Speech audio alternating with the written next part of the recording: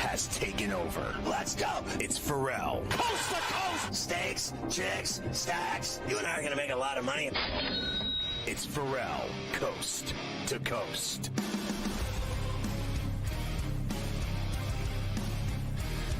It's pain-free Friday. Ferrall's throwing out minutes on the mahogany, waxing it up.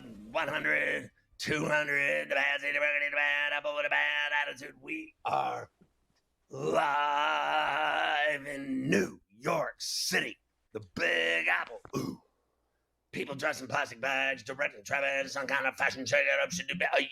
Ooh, woo, woo. Along with the Tutty and Tater King, the founder of the Aisle Seat podcast, the rights holder of the Sheet of Integrity, the Put It With the Golf guru himself, Carver High this afternoon, ladies.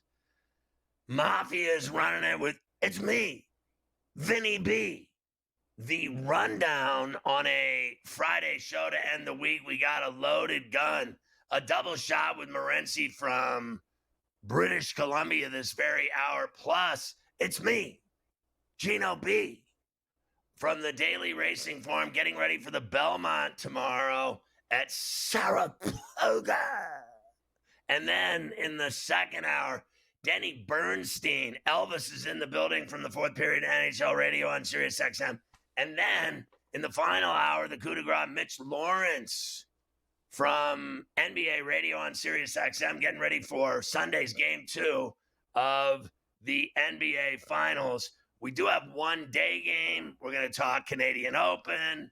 Unbelievable last night, Mike, that the Thunder up 15. It was like watching the Knicks melt down against the Pacers. They lost to Indiana on a last-second Hallie Wing dagger. They certainly did. Happy Friday. Yes, sir. Here on Coast to Coast. They certainly will get to that in a moment. I will tell you quickly, 3-1 Rays lead the Marlins down in Tampa at Steinbrenner Field as they're playing a little day game today out in the 95-degree heat in Tampa. So good job by them. We'll do, of course, all the baseball later on. And as far as the RBC Canadian Open, how about Cameron Champ? 12 under as he's in the clubhouse with a 3-shot lead over Thorbjorn Olsen, your boy, Richard Lee, the pride of Canada. You got to have a Canadian in the top 5 at the Canadian Open.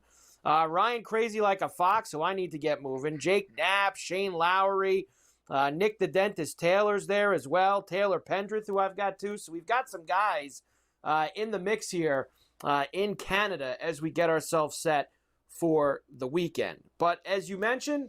What an awful leaderboard. Well, look, next week's the main event when we get to Oakmont for the U.S. Apparently. Open. That's the main event next week. This is not exactly the what a disaster. Star-studded leaderboard. But, I mean, it might not have names, but I got names with tickets on there. So there's money involved. It's a meaningful weekend to me with some of these guys sitting at the top. And we'll see if they can get moving. How about the Pacers? So I was thinking about it. They've now done this in every series, right, Scotty? Everyone. In Milwaukee, they had a historic comeback. In Cleveland, they had a huge historic comeback. Against the Knicks, they had that comeback in Game 1. And now the Thunder, too, down 15 in the fourth, down, 9 with a couple minutes to go. Yeah. And they win the game again with this Halliburton. You've got to be kidding me. They were stunned in Oklahoma City last night. They couldn't believe it. How about game 2? They're laying 11.5 against this team that just slept with their wives. I mean, honestly, they had no business winning that game, but they just wouldn't go away. I mean, they were just painful. They just don't go away. The one thing that bothered me the most, though, watching it was that it wasn't up and down. It was an under. And, a lot of people, including myself, were on the over, and it never even came close. Never even came close. But both teams did get over 100 for me, so at least I have that. 25 turnovers, and you win the game? That's, I know one of the guys who we're going to play later, whether it's Carlisle or somebody else, he's going to say that. That's not going to be a recipe for winning games in this series. And yet they somehow got away with it last night.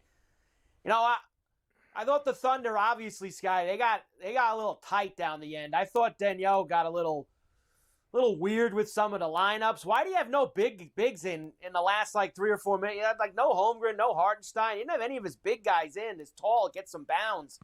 I thought it was very strange the way the Thunder went about the last couple minutes of that game as the entire thing was falling apart around them in it. Yeah, they lost. So they found a way to screw that up nice and juicy Baconator style. I mean, they have that thing up royally.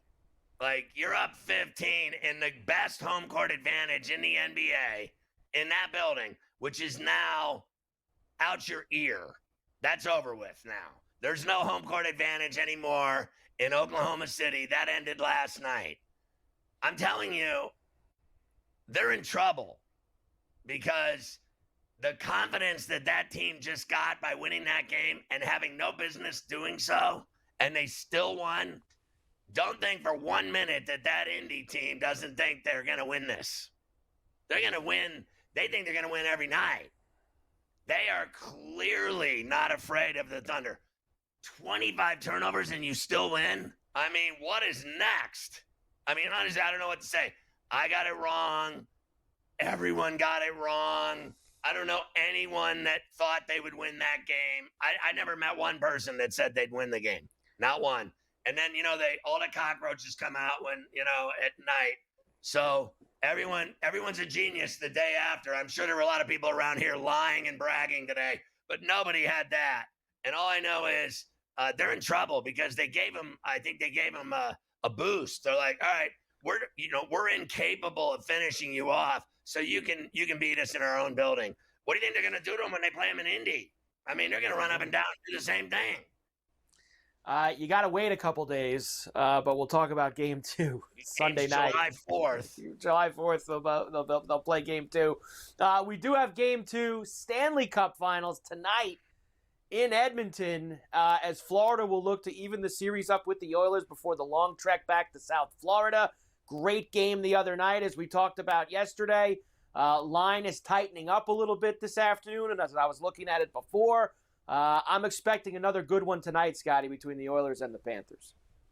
Yeah, I'm expecting the Panthers to win tonight. I'm on the Oilers series, been on the Oilers the whole season, been on them through the playoffs.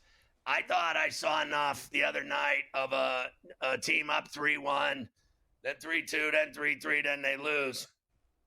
I thought the Panthers played really well. The story, 50-plus goals on the road in the playoffs. They're not afraid to play in anybody's building. I don't certainly think they were scared the other night when they were winning that game. They lost. It is what it is. I expect them to rebound tonight and bounce back. And I think yesterday I told you that and got them at plus 110. So I don't know what it is now. I got them at plus 110 yesterday. So I'm going to ride it all the way. I want the Oilers in the series. I have no problem with Game 2 going the other way. I don't have any bones in this other than I think the Oilers are going to win the Cup. And I'm not a fan of either, so I'm not going to sit here and freak out if the Panthers win Game 2. Yeah, I've seen the Panthers this afternoon down to minus 105 from that plus 110 yesterday. So lots of Panther money has been coming in. We've, of course, got lots of baseball tonight as well.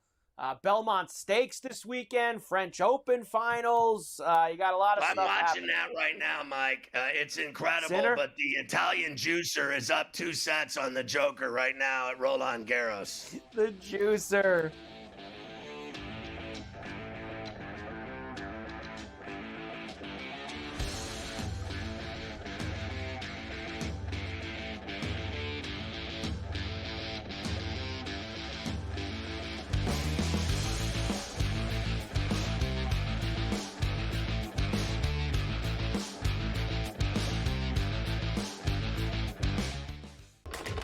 Enter into the magical world of McLuck.com, where even the smallest of spins can win real cash prizes. Adventure into over 1,000 of the best Vegas-style slot games. So what are you waiting for? Unlock your free welcome offer today. Join the fun where winners play, and players win. The Falcons are actually relieved that he's kind of not there to create more of a distraction. Look, I mean, I said it the day it happened. It was one of the stupider decisions I've ever seen by a professional NFL franchise to sign a quarterback to a $180 million contract and then draft his replacement exactly 5 weeks later. This was a terrible organizational decision by the Falcons. Now, they're going to spin this, and this is what's annoying about the Falcons and their PR staff. They're going to spin this as if this is the plan we had all along. This is the plan that when, Kirk Cousins either got hurt or didn't play well or got too old, we were going to have Penix come in. And guess what? The new plan is now we're going to keep Kirk Cousins as a backup. So if Michael Penix gets hurt, we told you so. We were right for keeping him on the roster. We were smart for keeping him here. No, this whole thing has been an abject disaster. The Early Line, only on SportsGrid. The game is on. The stakes are high, but the action isn't just on the field. He's rearranging that rim. Get it inside! SportsGrid's in-game live. Your ultimate second screen experience. A little flyer, couple of 18.5 point live line. Every prop, every play, every day. Anything can happen. It's complete chaos. It's smarter to be on SportsGrid. The Steelers interested in Aaron Rodgers as a joke. Your boy went off about the entire situation and why it taken so long to forget him. Terry Bradshaw getting involved. Yeah, and saying basically, what are you bringing him in for 1 year? All of this drama for 1 year at this guy, where he is now in his career is he's washed. Ferrall Coast to Coast, only on SportsGrid.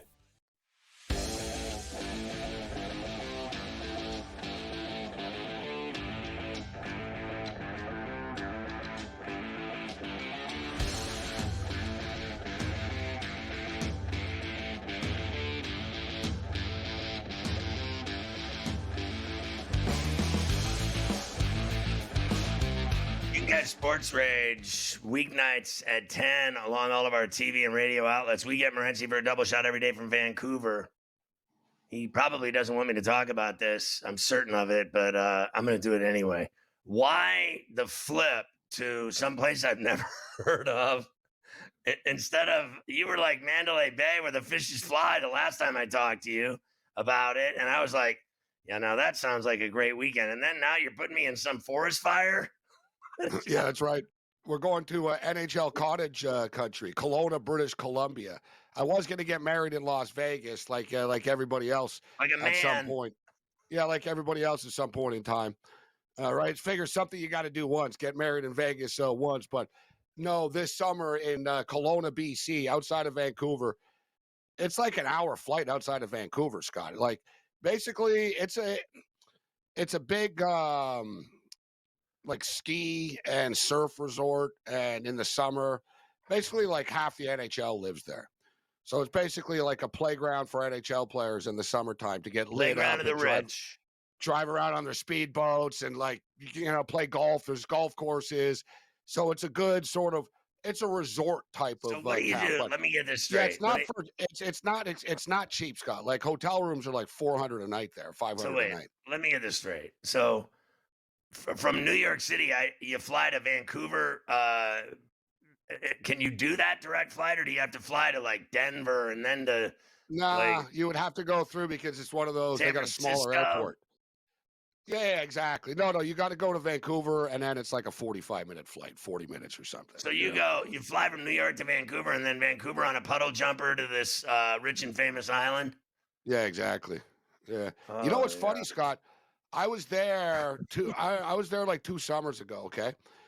And you can't make this up. So it was a Sunday morning. I was there all weekend, had a great time. Sunday morning, and, I'm wiped out. I'm sort of like half asleep in the airport waiting for my plane, So I showed up on time. I'm sitting there, and I hear paging Mr. Marner, and I couldn't help but think. I was like, oh, and I know NHL players like hang out, so I'm like, I bet you, is that Mitch Marner? Then I hear paging Mr. Marner. And then I hear paging Mr. Bunting. And then I'm like, Michael Bunting on the Maple Leafs, right? Right. And I'm like, damn, Bunting and Marner are in this airport right now. Because, like everybody knows, you see NHL players all over the place in restaurants and in bars there and stuff. Like I said, I'm not kidding, guys. Like half the NHL is there in the summertime. So I hear, paging Mr. Bunting, paging Mr. Marner. And then the lady starts getting mad. She says their first name finally. Mitch Marner, your plane is leaving in 5 minutes. Michael Bunting. Then she comes back on. Mitch Marner, you've missed your plane. The plane is boarded. The airport starts cracking up, Scott. I tweeted out. I'm just sitting in the airport. I tweeted out. I go, hey, guys, funny little story here about Mitch Marner and Michael Bunting. Next thing you know, Scott, Toronto media pick it up. Bunting and Marner aren't serious or partying in Kelowna after losing in the playoffs. They don't even care. I started with my tweet. I believe it. They get so mad about Mitch Marner in Toronto. I don't think anyone. Bunting's gone, right? Isn't he on the Penguins? Typical, he missed his plane. They were like ripping him. I felt bad. I was like, man, I really didn't mean to throw him under the bus. I thought it was funny he missed his plane. And I said, it must be nice to be that rich, Scott, not care about missing your plane. Yeah, whatever. Give me another ticket. You know what I mean? Isn't Bunting on the Penguins now or something? Yeah, I think he's not on the Leafs anymore. I'll tell you that. He's on the Penguins. So he'll join. Maybe Marner's going to join him, but yeah, I don't. Why would he? Honestly, I know he's friends with this guy Dubas, but why would he go there with the losing that they're going through these days? They're just a loser organization. Just for the record, with Marner, I know there's other stuff going on, but it's like a lot of people, Scott, he's throwing it out there. He wants to hear from the tax-free state teams first. Why not?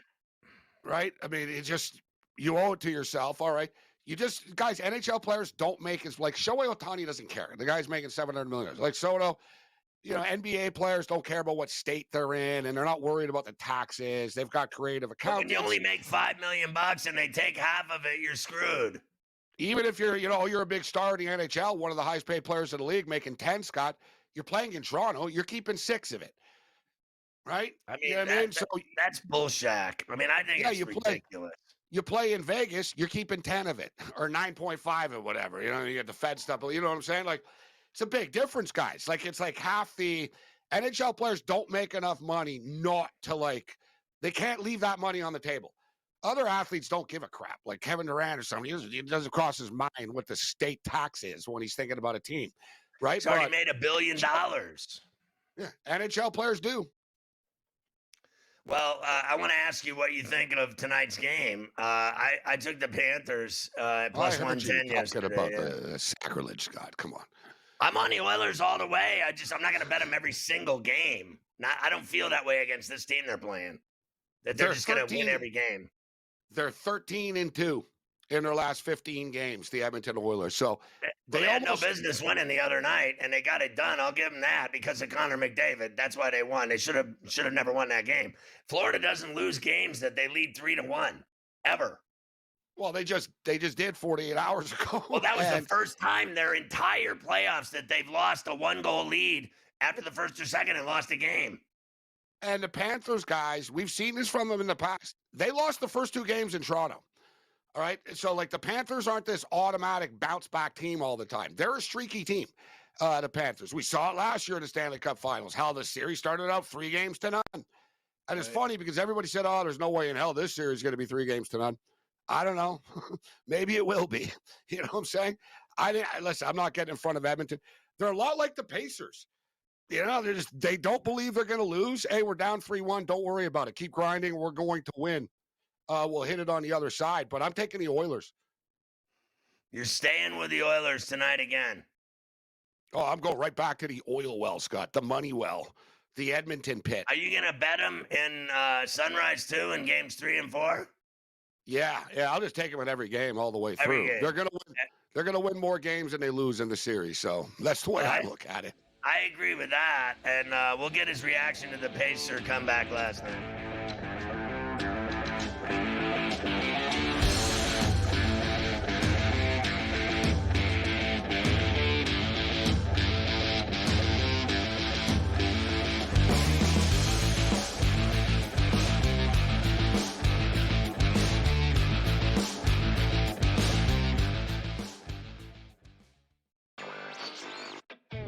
no one is going to pick Indiana. No one's going to pick Indiana to make it close, honestly. Like, you could get tremendous odds if you pick OKC in 7. I think that taking the series over 5.5 games, the last 2 NBA Finals series ended in 5. I think this one goes 6. I think the Thunder will get the job done, but I think the Pacers are just too strong of a team and too talented of a team and too deep of a team to lose in 5 or fewer games. Newswire, only on SportsGrid. The Knicks really got past that playoff dragon for them that really stood in their way. So for the New York Knicks to be the Celtics and then an outright favorite to win the Eastern Conference Finals, that's where the disappointment is. The goalposts got moved, right? Because when you went into the Celtics series, a lot of Knicks fans said they weren't going to be this. I'll say this. This is more unprecedented than the 99 run when they were the 8th seed. The Early Line, only on SportsGrid. Face. He's the new face. New face of what? The hell are you talking about? Like seriously. Oh, the new face of the NBA, Anthony. Yeah, okay. You know what I mean? Like, really? Guy's got 2 shots. The face of the NBA.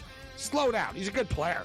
I've always thought the whole face of the NBA thing was comical. You want him to be the face of the NBA because you don't like it that all the other faces of the NBA aren't American. Sports Rage tonight, only on SportsGrid. And if they go through Cat, that means Cat at 11-1 could be Eastern Conference Finals MVP. The worst team in the WNBA is the Chicago Sky. They have no perimeter play. They're playing Sloot too many minutes. And Angel Reese doesn't have the help she needs. Betting above the rim, only on SportsGrid.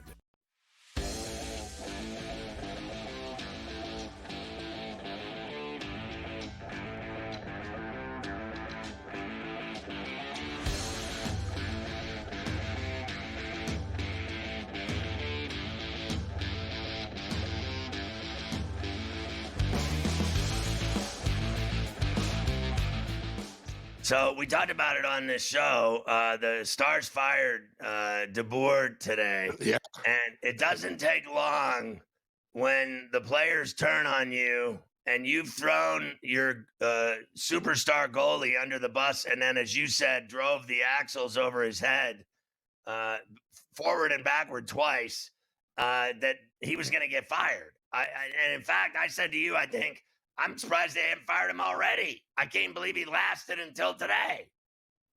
You know, the Dallas Stars owner actually is from Vancouver, just for the record. But the Dallas Stars owner, he's not shy of publicly like ripping the GM, coaches, players in the past. Not in a George Steinbrenner circus type way, but they're getting frustrated. They want to win. Like, they spend a lot of money on players. They do whatever it takes. It's a first-class organization, and they keep falling short. It causes problems, Scott. I didn't like it when they didn't play, when Brendan Moore took Anderson out of the game, except when he started and he blamed Anderson and he went back to him after, and it was like, dude, what are you doing here? Like, you're just looking for a scapegoat. And Anderson doesn't have anywhere near the credibility that Ottinger has in that room. Right. Talking about a Stanley Cup goalie, to do what you did to him is one thing, right? Like, on the ice, you humiliated him, you pulled him that quickly in a critical Game 7, fine. Okay. But you humiliated, but then after the game, to throw him under the bus the way you did, and you brought it up, there really wasn't any turning back, was there, from that? What are you going to do? Like, it's, guys, for people to put it in an equation, it's like the coach ripping the star quarterback after, right? That's been there forever and just saying, well, what do you want? He's 1-6 against the Dolphins, and we talked about it as a coaching staff. We weren't going to let it happen again. Like, when that was the line too, like that was the line when he said, we discussed it as a coaching staff that if things went poorly, the status quo wasn't going to be good enough. So in other words, you admitted that you and your coaches were sitting in a room talking about how bad you think Ottinger is, and you got his ass. Planning how they were going to yank him. Yeah. Like, instead of saying it was a spur of the moment thing, I shouldn't have done, I got caught up in a moment. He's like, no, we talked about this before the game. So, like, He's fired. Let me ask you what you thought of the Thunder. Well, he's been rehired 15 times. The Thunder meltdown last night. It was like the Knicks, 15-9, and then loss in overtime. Last night, they had no business, in my opinion, winning that game, but they still did. And I've been on them for the entire playoffs, but I stopped short here in the finals. I'm all over the Thunder on the Pacers, and maybe I'm going to pay the price because I believe in the Pacers. I always felt they'd win every round until they got here, and then sure enough, they win the game. I took the Pacers last night plus the points. I didn't have them on the money line. And watching the game last night, it was like, I don't know. I hope they can cover. I mean, they're down by 10. They're down by 12. Maybe they're going to be able to cover. And it was the exact same thing against the Knicks, Scott. There were a couple of times against the Knicks. It was like, wow, we are getting 7, and they're only down by 12. And then they ended up winning the game outright. This is the 5th time, guys, in the playoffs that they've come back from 15 or more down. I mean, and it's the first time it's happened since 1998. You said it. We've been talking about it. This team doesn't believe they're going to lose. They have been statistically. You want to talk about the Oklahoma City have a gaudy record. No one can dispute it. So do the Indiana Pacers, guys. They started off the season. They're like 63 and 36 now or something, Scott, off the top of my head. They started off the season 10-15. Like, you take away those first 25 games, they've literally been like one of the top 2, top 3 best teams in the NBA right now. So this is. Yeah, it isn't a fluke. And, Scott, if you really think about it, and I'm not criticizing Oklahoma City here, but Indiana just have way more experience, bro. You got a championship coach. You got Siakam, bro, that's, like, been dumped on, criticized. Like, Halliburton's just a mini star. Miles Turner's been around forever. Just a baller. Bro, you see what Nembhard brings. Just a mean Toronto kid. You know what I mean? Naismith, like, you go down the list, they're more experienced. Like, they're older, more experienced dudes than Oklahoma City are. I couldn't even believe what I was watching. I really couldn't. I was just sitting there going, what is happening here? And, my son's a huge Thunder fan. He was cussing and screaming and yelling and blaming and everything else. They're laying 11.5 Sunday in game 2. Are you surprised? That's too much. I got to take him again. It's one of those. If I lose, I lose. I got to take him again. I say the Pacers win the championship, plus 265 right now.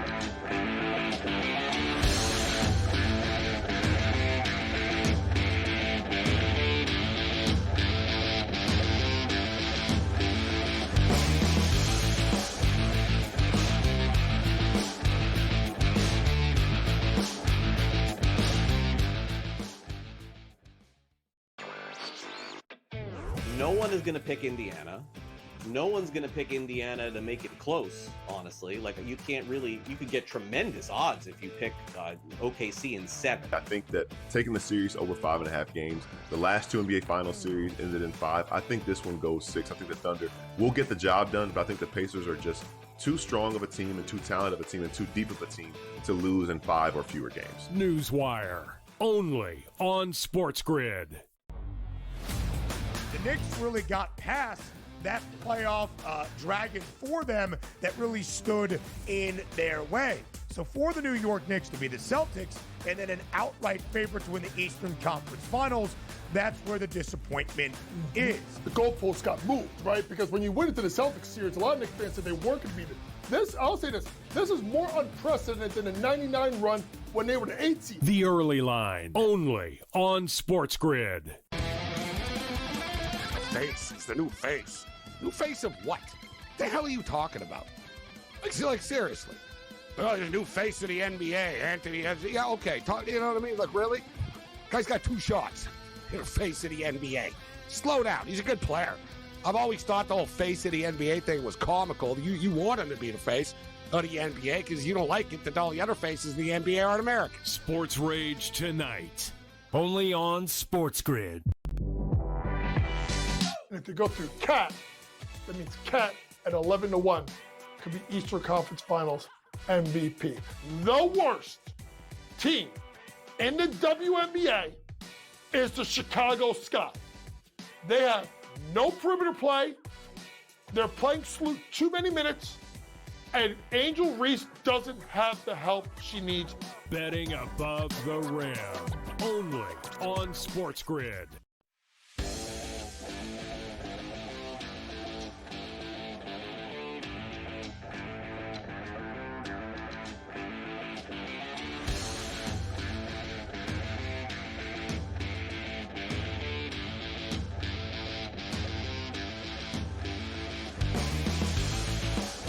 I actually saw in this semifinal at Roland Garros, I actually saw for the first time in my life, Joker swing and miss. He literally swang and missed on a shot by Sinner. He shot it to the baseline and he just missed it. He swung and missed it. Like, I was like, what is happening here? I've never seen that in my entire life watching that guy play tennis, him miss a ball. He swung and missed like he was at a softball tournament drunk. And I just saw him have another one. He just had another butchered hack miss. He's getting his ass beat, by the way. He's down 2 sets. He's up 2-1 in the third, but he's down 2 sets. And Sinner, do you realize this guy, the juicer, he has not lost a service once in the entire tournament. He has never been broken once, and he's literally won every service against Joker in this entire match. Every one of them. He just won another one. It's 2-2 now in the third. He's never broken him once, and the guy, no one can break him. You know what's amazing to me is that guy juices, and he still gets to play and win slams. Like, everyone knows he cheats, and he gets away with it. Like, it's amazing to me. And people say, oh, he was suspended for 4 months. Whatever. That's a vacation to a guy worth $200 million a year. Are you kidding me? 4 months off. That's like party time. They're going to Kelowna with all the hockey players. It was just a mistake. He took something he didn't know he was taking. He served his time, and now he's allowed to compete again. That's it. He was not doing anything malicious when he got caught up in all of that. I only watch the tennis when it gets to this point. Like, when it gets to the semi and the final, yeah, I'm interested. Everything else. There's no shot I'd watch anything. Like I barely would watch this. The other one, the guy, Mazzetti quit in the fourth set. He quit today. I don't know what his injury was. Quit. I don't really care, but if you quit, you know what I always say? I'll yell in my house, like when I beat Gunnar in betting and stuff, I'll go, oh, Gunnar is a quitter. Everyone knows it's true. Like, he doesn't play ball anymore. Gunnar is a quitter. And if McKenna doesn't like going to practice, McKenna is a quitter.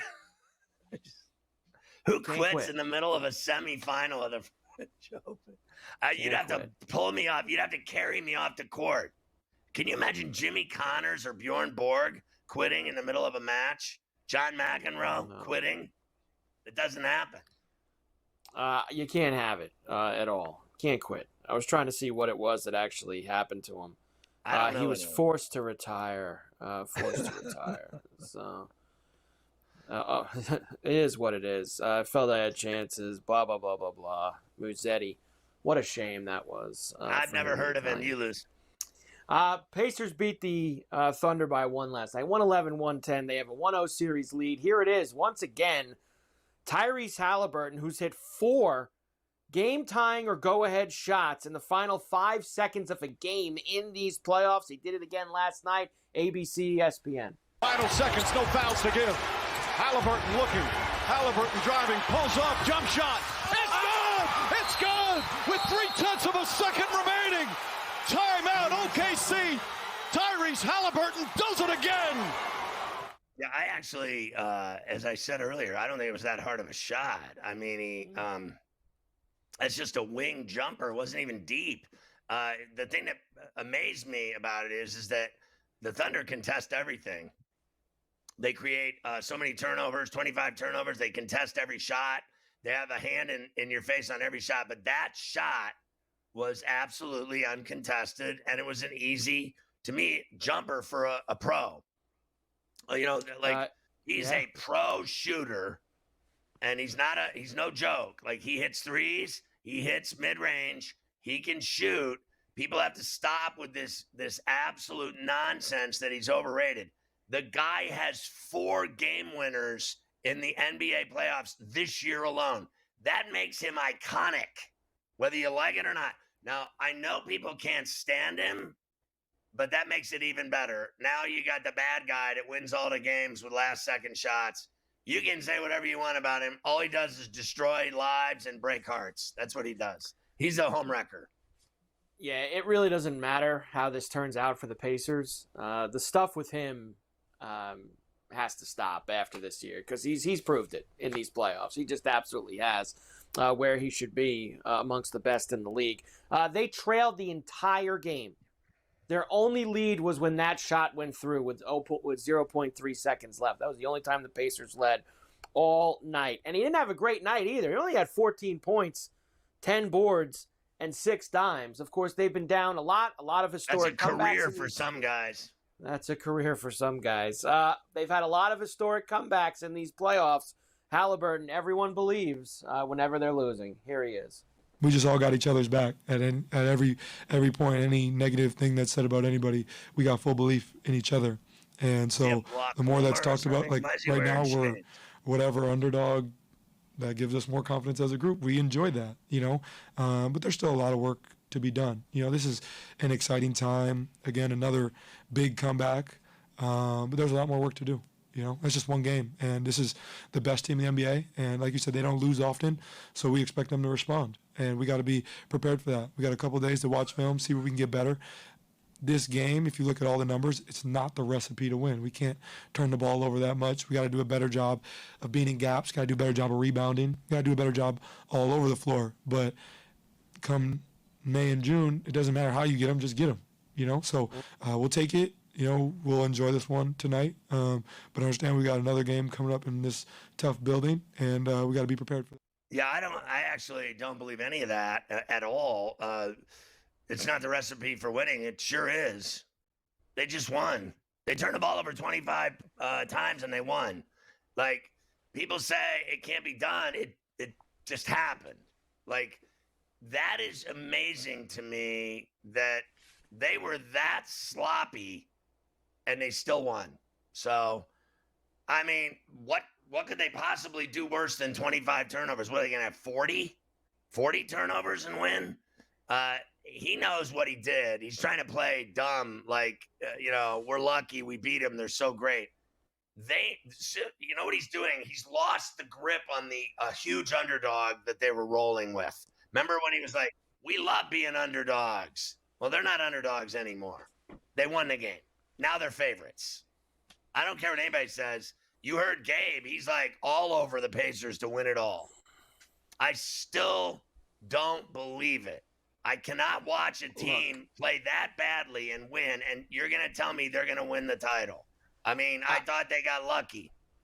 I know everyone's all tuned up because the Pacers won last night. Let's remember one thing. Denver won a similar type of game in Game 1 against Oklahoma City. 121-119. And then they lost by 45 in Game 2. Okay? They won Game 1. Similar as last night, tight game, and then got absolutely throttled the next game. So let's pump the brakes and wait for everything to play out before we crown them. And they lost the series to them. And they lost the series in 7. So it's one game. It's great for us because it stops the Oklahoma City's going to kill them and it's going to be a 4-game series. It helps us because maybe we can get some distance out of this because we would love to have 6 or 7 games in the NBA Finals. I'd love to keep moving it along. So it helps that, but this doesn't mean that Oklahoma City's not win this series still. I mean, they still are rightfully the favorites, especially on Sunday night in game number 2. You know what's interesting is that he's become such the bad guy that even 34C is like, I hate that guy's gut. And she wouldn't watch basketball if you paid her. But she's been watching the games because of the Knicks. And now she watched him hit that shot. She's like, I hate that guy.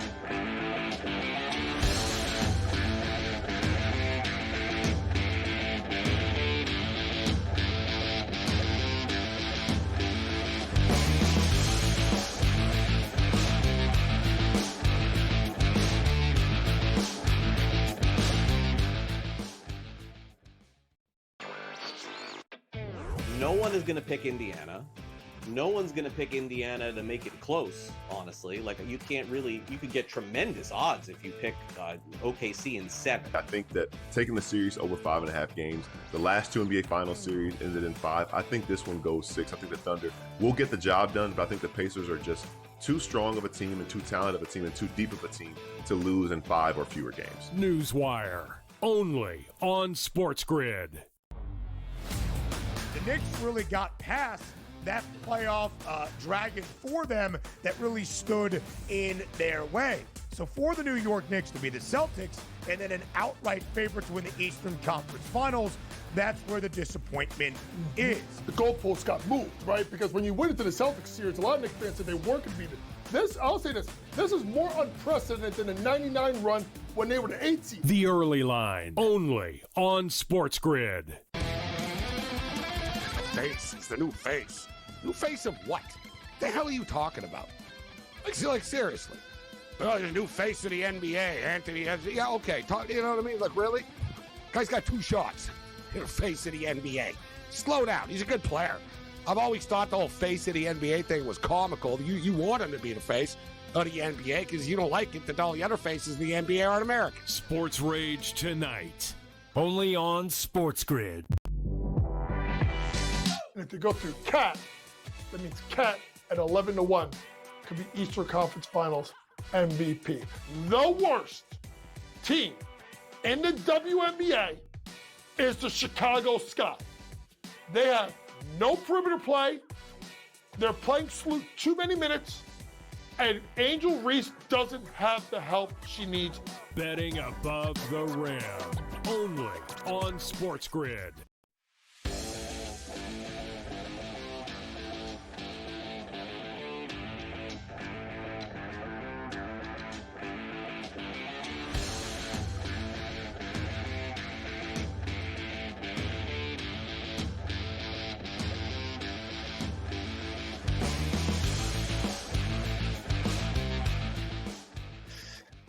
So tomorrow is Belmont Stakes Day. And of course, it's not at the Belmont racetrack. It's at Saratoga again, like it was last year. And it's just such an awesome place, the spa. Everybody loves it. But, you know, they're going to have the Breeders' Cup at Belmont. And I think that's going to be fantastic in the fall of, I think, 27. Is that what it is? I think it is.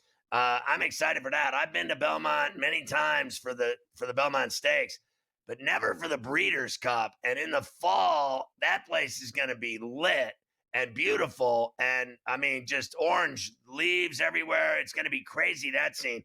It's time to hook up with our favorite. It's me, Gino B, out in Lipstick City getting ready for tomorrow's action. Not only that, he's got winners for us today at the Toga, at the spa.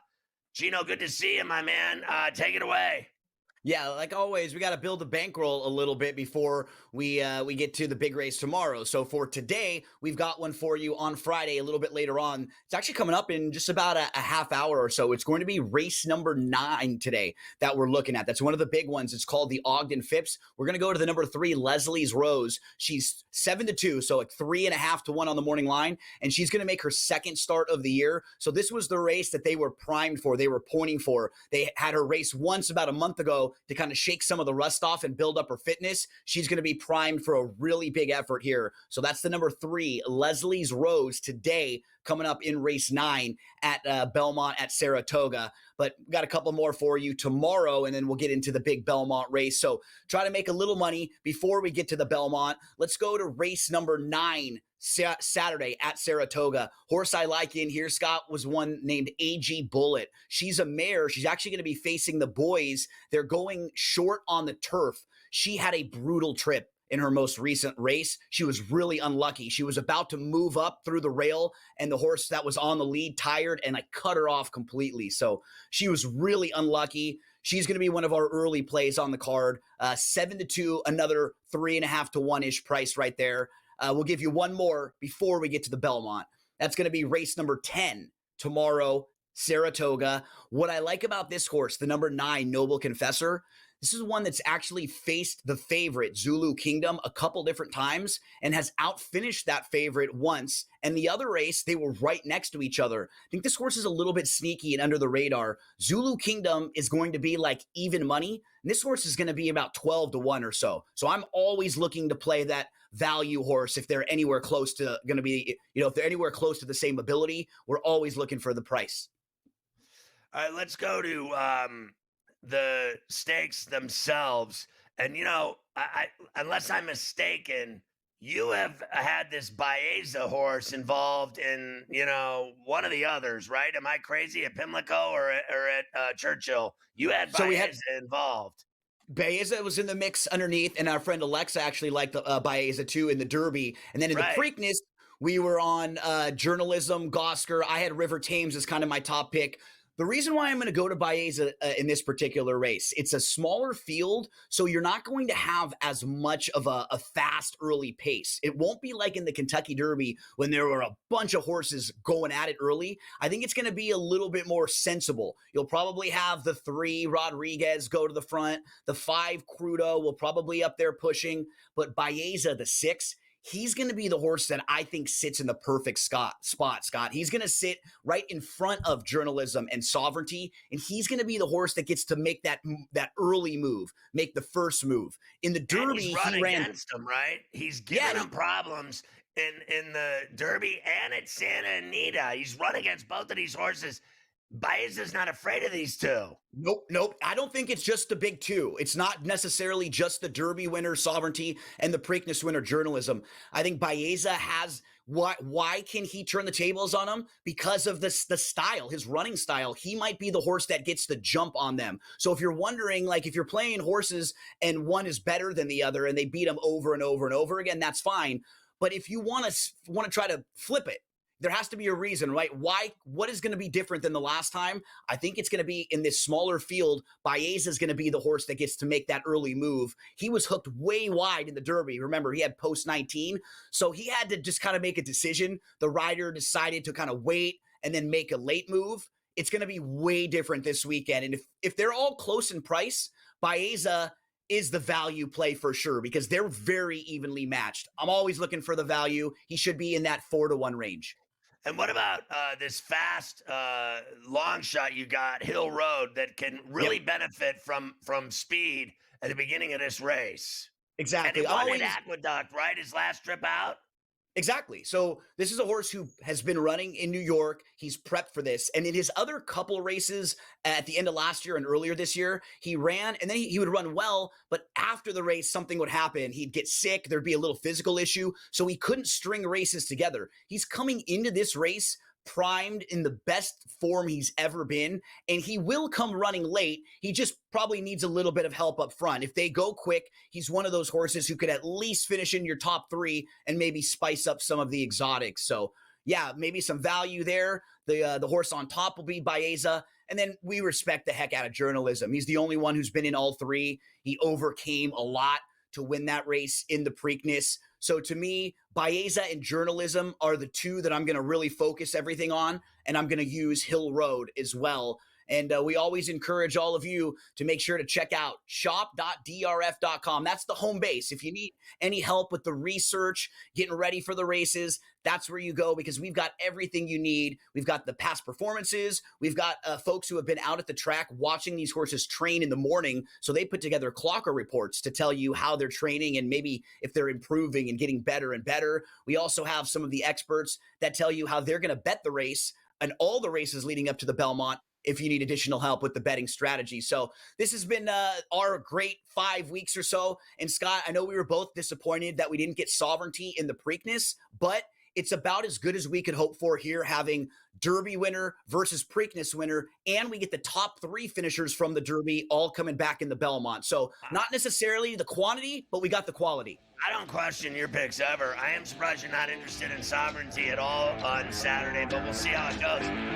Comes running late. Play.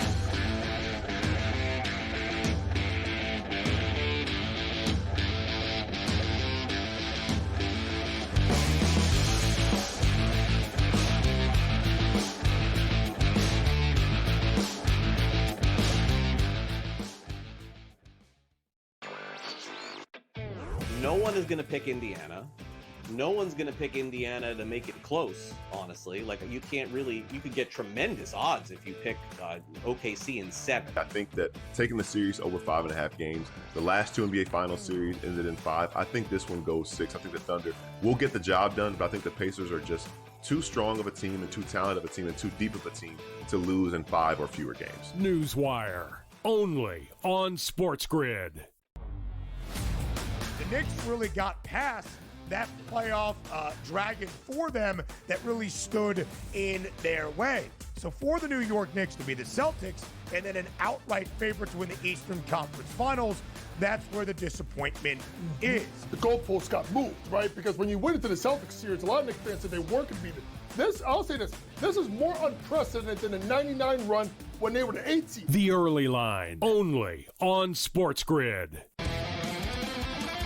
Face. It's the new face. New face of what? The hell are you talking about? Like seriously. Oh, the new face of the NBA, Anthony. Yeah, okay. You know what I mean? Like, really? Guy's got 2 shots. You're the face of the NBA. Slow down. He's a good player. I've always thought the whole face of the NBA thing was comical. You want him to be the face of the NBA because you don't like it that all the other faces of the NBA aren't American. Sports Rage tonight, only on SportsGrid. And if you go through Cat, that means Cat at 11-1 could be Eastern Conference Finals MVP. The worst team in the WNBA is the Chicago Sky. They have no perimeter play. They're playing too many minutes. And Angel Reese doesn't have the help she needs. Betting above the rim, only on SportsGrid.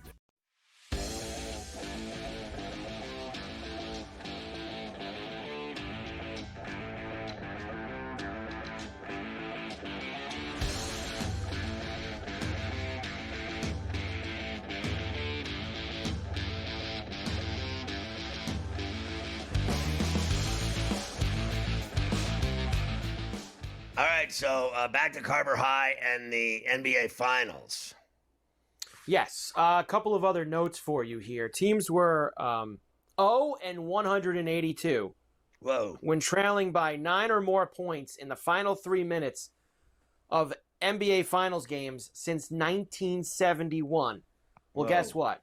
It's 1-182 now because the Pacers did it last night. Here is head coach Rick Carlisle on the comeback.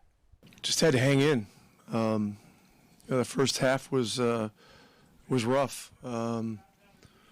19 turnovers. The good thing was it was only 9 points, and so we were within reach of still being in the game. I think we won the third quarter by 3, which was progress. And then they went up 15, and we just said, hey, let's just keep chipping away at the rock. Got to keep pounding the rock, and just chip away and hang in. And we've had a lot of experience in these kinds of games, and our guys have a real good feel for what it's all about, giving ourselves a chance. And we got fortunate, but made plays. So look, I'm going to say this. I thought one of the reasons for me that they lost was I thought J-Dub was bad, and he just kept shooting. They shoot your way out of it, all this other nonsense. When you don't have it, you don't have it, right? Like, I've always believed, rebound and make some passes, set some screens if you're not hitting. Meanwhile, this guy's chucking left and right. 6 of 19. He just kept chucking and missing. 1 of 4 from downtown. He was awful. Abe Lincoln was awful. 6 points, 2 of 9 from the floor, 0 of 1 from downtown. He was awful. Wallace was 3 of 9 from the floor. He was awful. I mean, let's just face facts. Nobody did anything. I mean, Caruso had 11, 6 and 2, but he was 3 of 8. He was shooting bricks. I mean, they were shooting bricks all night. They were up 15. They should have been up 30. They had, if you look at this team, when they have 25 turnovers, they turn that into 60, 70 points. But last night, they just went down and missed. They just kept missing. And so I think that explains it for me as a basketball guy. Like, I'm watching a game going, this guy J-Dub. So they call him, Jalen Williams is J-Dub. And then the other one is J-Will, the dude that's the big center that's ugly. So here's the deal. I'm watching a game going, this guy's missing every shot he's taking. He just keeps chucking. Like, at some point, like, I've always believed, like, if you're missing that many from outside or even in mid-range, you got to go to the rack. You got to get inside. You got to get fouled. He did none of that.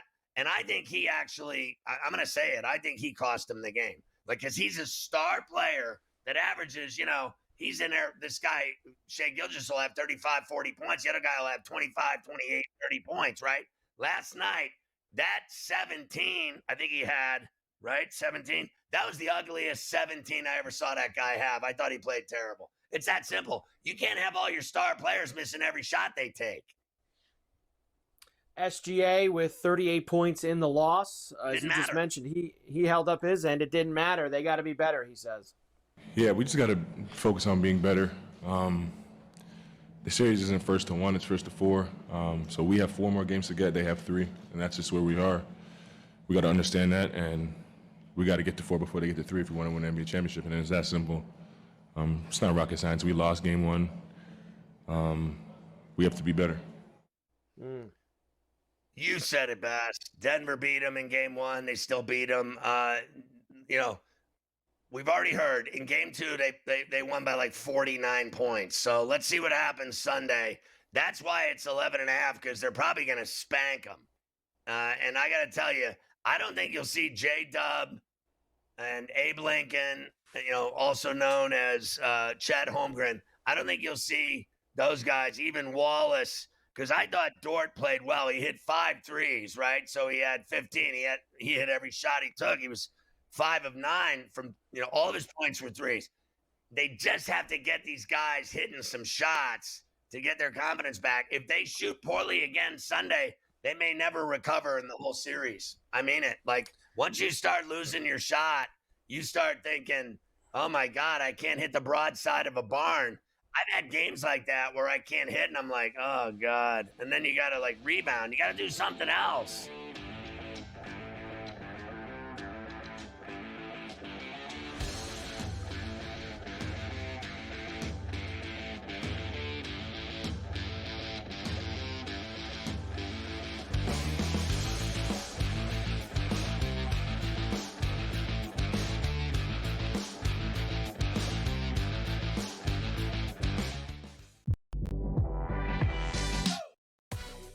No, we're not. Fun? No, if the Knicks are losing, I'm gonna be miserable. Be fine. I'm gonna be miserable. Really? You know what? I'm saying Knicks are winning tomorrow. Oh, fuck it. Here we go. Knicks are winning. See that guy? No, that's the wrong guy. See that guy? See him? He's over his assist prop. Jalen Brunson. He's going over his assist prop. Betting above the rim. Only on SportsGrid.